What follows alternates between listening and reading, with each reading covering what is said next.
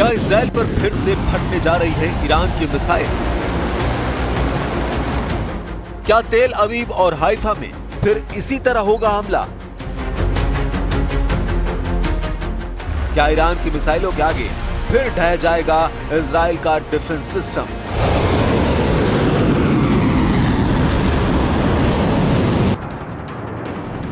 इस बार इजराइल और ईरान के युद्ध की वजह परमाणु अड्डे नहीं, बल्कि गाजा बन सकता है नई जंग का बड़ा ट्रिगर।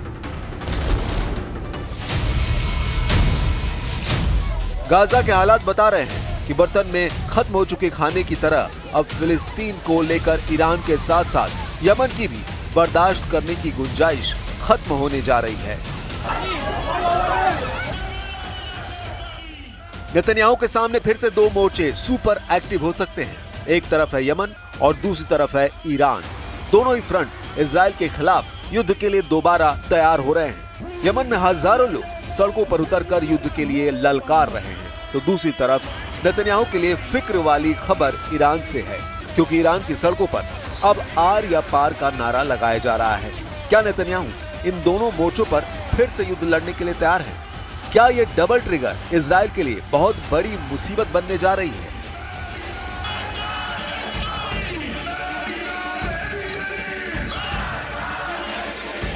ईरान का गुस्सा देखने लायक है। तेहरान की सड़कों पर लोग उतरने लगे हैं, लेकिन इस बार इजराइल पर गुस्सा गाजा को लेकर फट सकता है। ट्रंप के पुतले और अमेरिका के खिलाफ नारेबाजी देखी जा सकती है।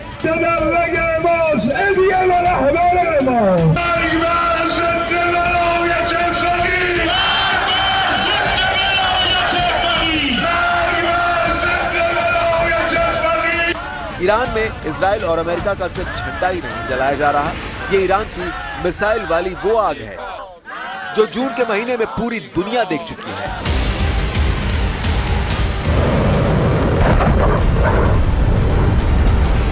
जब ईरान ने तेल अवीव और हाइफा के साथ इजराइल में कई ठिकानों पर मिसाइल दागी थी और ऐसे हर धमाकों की गूंज अमेरिका तक सुनाई थी।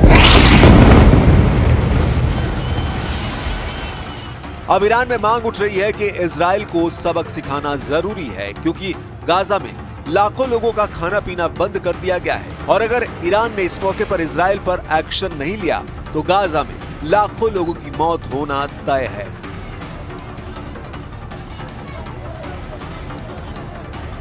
با اتحادمون پشت مردم غزه وای میستیم و نمیذاریم در این روزگار اون مردم، اون بچه‌های بیگناه، اون زن‌های بیگناه از گرسنگی تلف بشن. دلمون خونه از این مصیبت، ولی پشتشون ایستادیم، با تمام قوا پشتشون ایستادیم. गाजा में भूख वाला संकट गहराने लगा है। 2025 में मार्च से अब तक 100 से ज्यादा लोगों की मौत सिर्फ भूखमरी से हो चुकी है। इस वक्त हजारों लोग मौत की चौखट पर पहुंच चुके हैं। पूरी दुनिया ईरान के साथ अरब देशों की तरफ भी देख रही है। متاسفانه حکام عرب، حکام کشورهای اسلامی دارن به اسلام خیانت میکنن. اینی که ما اسکلت یک بچه 4-5 ساله رو میبینیم، مظلومیت زن و کودک غزه‌ای رو میبینیم و رگ گردن اون به جوش میاد، آیا این حکام عرب نباید اینو ببینن؟ آیا این حکام عرب بوی از اسلام بردن؟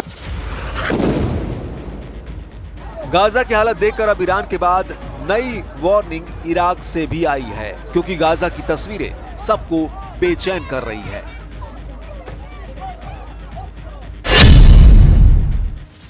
इराक में अयतुल्ला अली सिस्तानी ने अरब और इस्लामिक देशों से कहा कि गाजा में बच्चों, बीमारों और बुजुर्गों को नहीं बख्शा जा रहा। अरब और इस्लामिक देश इजराइल को रोके और गाजा के लोगों तक मदद पहुंचाए।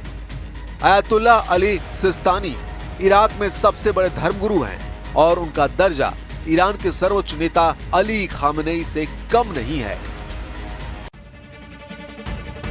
सवाल है कि आगे क्या होगा। जून में हुई 12 दिन की जंग के बाद अब जुलाई के अंत में ही युद्ध का नया अलार्म बजने लगा है। ईरान और इजराइल के बीच इस बार युद्ध हुआ तो अमेरिका भी कुछ नहीं कर पाएगा। ये बात डोनाल्ड ट्रंप भी बहुत अच्छी तरह जानते हैं।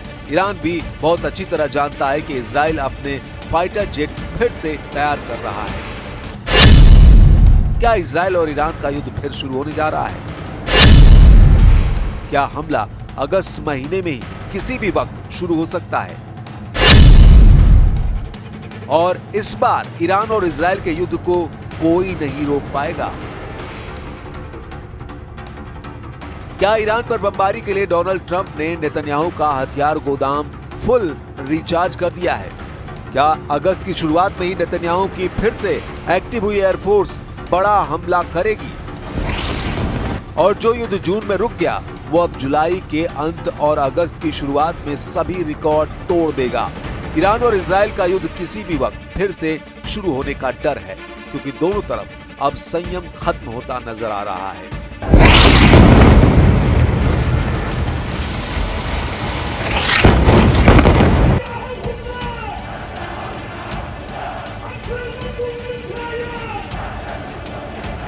ये यमन की राजधानी सना है और ये इलाका सबीन चौक के नाम से जाना जाता है। यहाँ इजराइल के खिलाफ हजारों लोगों का गुस्सा देखिए। यमन ही नहीं, ईरान, फिलिस्तीन, लेबनान और हिजबुल्लाह के झंडों के साथ इजराइल के खिलाफ ऐसी नारेबाजी हो रही है जिसके शब्द सुनकर नेतन्याहू का गुस्सा कई गुना बढ़ सकता है।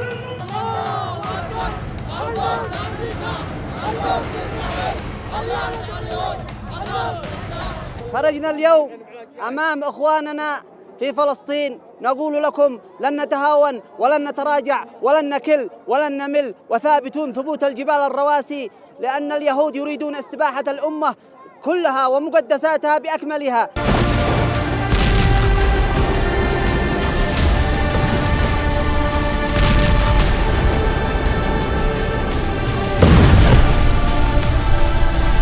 यमन पर कई बार इजराइल और अमेरिका हमला कर चुके हैं। यमन के बंदरगाह पर कई बार बमबारी हो चुकी है, लेकिन यमन के तेवर हल्के नहीं पड़ रहे। यमन के लोग इजराइल के खिलाफ युद्ध लड़ना चाहते हैं। इजराइल यहाँ से 2000 किलोमीटर दूर है और इन लोगों और इजराइल के बीच सऊदी अरब की जमीन है।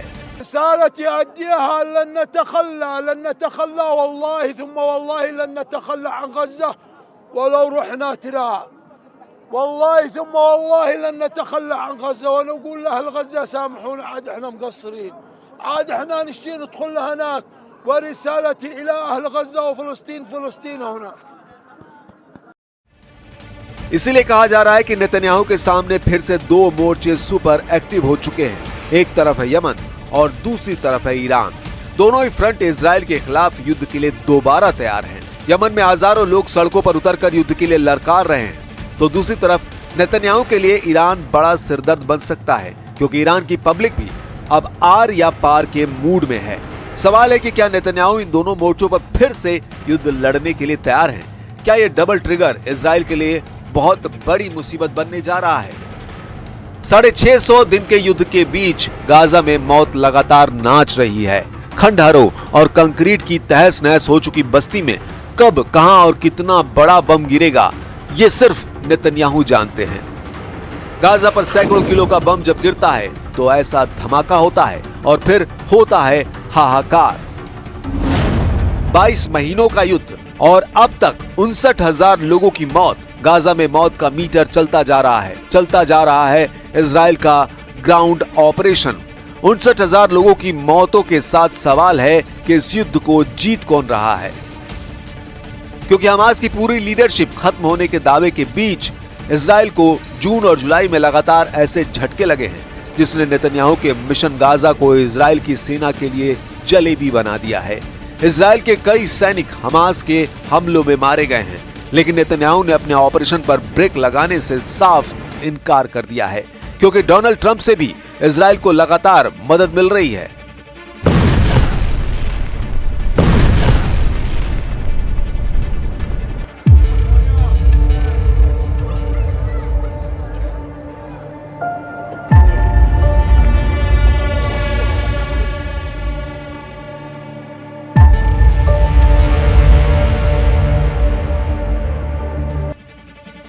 इजराइल को अब अमेरिका से 7,000 बंकर बस्टर बम एक नए युद्ध की शुरुआत कर सकते हैं। सीज फायर के बाद ही इजराइल की एयरफोर्स खुद को ऐसे बमों से लगातार लैस करती जा रही है। अमेरिका के 7,000 से ज्यादा बंकर बस्टर बम इजराइल को आसमान के रास्ते भी पहुंचाए जा रहे हैं। इनकी खेप समंदर के रास्ते यानी कार्गो शिप से भी सप्लाई की जा रही है। एक तरह से इजराइल और अमेरिका के बीच बम हाईवे एक्टिव है, जिसके टारगेट पर ईरान है।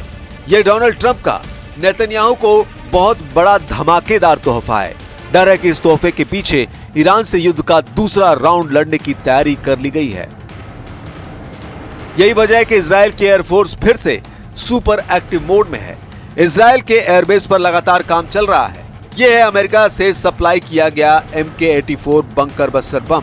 इसी बम से इजराइल ने अब तक गाजा के कोने कोने को मिट्टी में मिलाया है और ईरान पर भी ऐसे ही बमों से हमले किए गए हैं। लेकिन जुलाई को लेकर ट्रंप और नेतन्याहू की जो तैयारी है वो एक लंबे युद्ध की तरफ इशारा कर रही है। 2000 पाउंड या फिर 900 किलो के इस बम की ताकत क्या है, आप धमाकों को देखकर समझ सकते हैं। जब ये बम गिरता है तो ऐसा धमाका होता है जो पूरी बिल्डिंग को गिरा दे। ऐसी तस्वीरें पिछले 15 महीनों में गाजा में भी देखी गई और लेबनान की राजधानी बेरूत में भी देखी गई। फरवरी में अमेरिका ने इजराइल को ऐसे 10,000 बम सप्लाई किए। अब जुलाई में ऐसे 7,000 और बम पहुंचाए जा रहे हैं।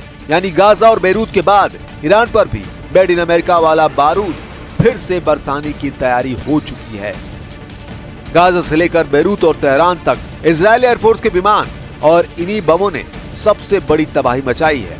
इजराइल का ऑपरेशन राइजिंग लायन इस बम के बिना कभी शुरू नहीं हो पाता। ये बात नेतन्याहू और उनकी फौज बहुत अच्छी तरह जानती है।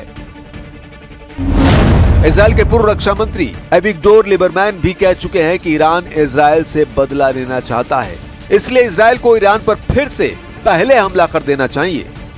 इसमें कोई शक नहीं कि नेतन्याहू बहुत दबाव में है। एविगडोर लिबरमैन जिस तरह से ईरान को ललकार रहे हैं, उससे लगता है कि नेतन्याहू को कोई फैसला लेना होगा, क्योंकि अब इजराइल के अंदर ईरान से फिर युद्ध लड़ने का प्रेशर बढ़ने लगा है। लिबरमैन इजराइल में विपक्ष की पार्टी इजराइल बेतेनू के प्रमुख हैं। उनका कहना है कि ईरान को रोकने के लिए इजराइल के पास कोई और रास्ता नहीं है, इसलिए ईरान के परमाणु और मिसाइल ठिकानों को पूरी तरह बर्बाद कर देना चाहिए। और ये भी कि वो खुद मोसाद से कहेंगे कि ईरान में सत्ता बदलने के लिए काम किया जाए। लिबरमैन दावा कर रहे हैं कि अगर वो इजराइल के प्रधानमंत्री होते तो ईरान पर हमला कर देते और नेतन्याहू को भी इस वक्त ऐसा ही करना चाहिए। वैसे 13 जून को ईरान पर हमला करके नेतन्याहू ने यही करने की कोशिश की थी और वो अपने मिशन में पूरी तरह फेल साबित हुए। लेकिन लिबरमैन जिस तरह से नेतन्याहू को युद्ध के लिए उकसा रहे हैं, उससे साफ है ईरान और इजराइल के बीच बहुत खतरनाक युद्ध का खतरा फिर से मंडराने लगा है।